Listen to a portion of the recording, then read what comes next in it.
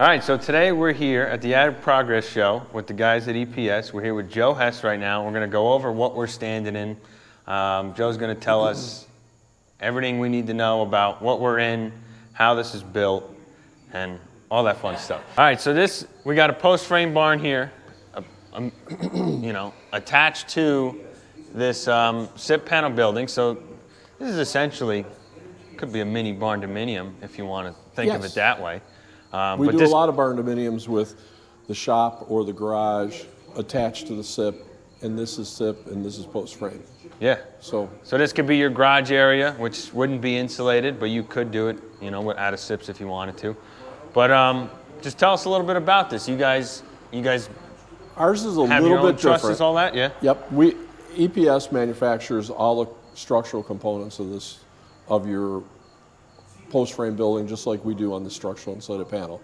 We have about 10 different truss lines that we can make your trusses on. We have a column machine. We have a new column machine coming in that's going to be finger jointed for taller columns. Okay. So we have a lot of different options for you. Here you'll see we have treated columns because we're putting it on a concrete. Yep. It could be exposed actually, but a lot of times we'll have just our standard columns. Sometimes we'll join standard columns to treat it. The treated will be in the ground. Okay. But this just happens to be on concrete. So yeah, I see you got the options here. Can you explain some of the different options Sure. for mounting these columns? You can see we attached this building to the concrete. Yeah. So we essentially used big L brackets that hold our column to the concrete. Yep. If we wanted to, we could use a perma column, they call it. This is real nice to get your column out of the ground. This concrete part would be in your ground 4 feet or 5, depending on the loadings. Yeah. And then it would come up out of the ground, and we would have. So there's no wood touching the ground. So it's all concrete exposed. Exactly. Okay. Exactly. A lot of people are worried about columns in the ground or treated wood columns in the ground. Yeah.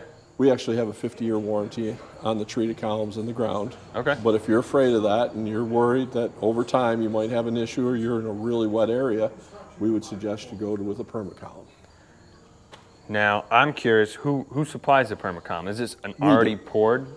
This is an already, if you ever saw the manufacturing process on a perma column, it's pretty amazing. They do small batches.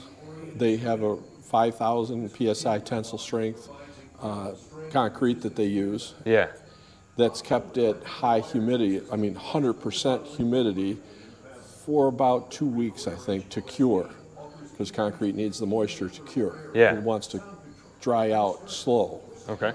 It's essentially this bracket right here with the metal bracket with rebar attached. This rebar is inside here, so if you kind of had a way to look inside that concrete, you'd see these 4 pieces of rebar down through the concrete just to give it added stability. Okay.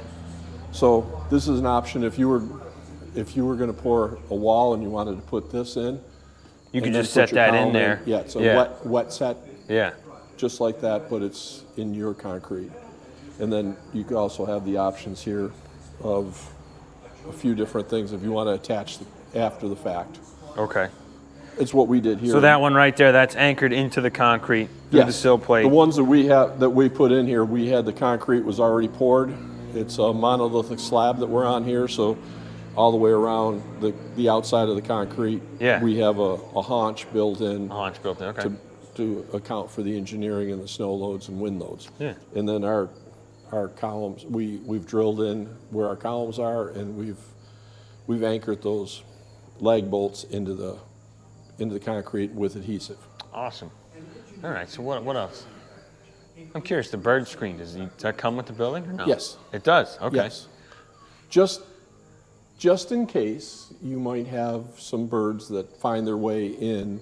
Usually, they can't get out there because they're going to want to go out there where nobody's going to bother them and sit and make their nest. So we put the bird screening up. That's a kind of a small point, but no, it's nice though. If it comes with it, it's there. You don't have to look for it. One of the main things that we do that's a little bit different than some of the other people that build them, we actually attach the columns or attach the trusses to the columns. We put them either in the center plies or on that outside ply and nail it to it and put a bolt through it. And then we put the trusses are only sitting on the columns, so the span is the same as your columns. So your columns are spanned at 8 foot, so are the trusses. Oh, okay. But our trusses, if you notice, they're kind of a yellowy color. They're a lot stronger truss than you're going to go out of the lumber yard and get, which is going to be spruce, pine, or fir. These are southern yellow pine trusses. Okay. And they're really strong. On this particular one, you got a 2x6 bottom cord that's southern yellow pine and machine stress rated, and then the upper is 2x8 that's machine stress rated. So it's a really heavy duty truss. Oh, definitely. And then we drop the purlins in between the columns. We have a saddle hangers, and the purlins sit in the saddle hangers between the trusses. Yeah. It adds stability to the building so it doesn't rack. Yeah. And then when you put a board upright like this, it's a lot stronger than if you put it flat. If you put it flat, it wants to bow. Okay. If you put it flat sideways like this, it doesn't. So. Which makes sense. I've seen a lot of them the way you're talking about. This way definitely seems like the strongest way to go.